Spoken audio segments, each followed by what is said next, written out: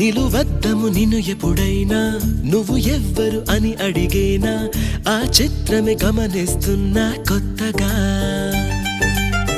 నువ్వు విన్నది నీ పేరైనా నిన్ను కాదని అనిపించేనా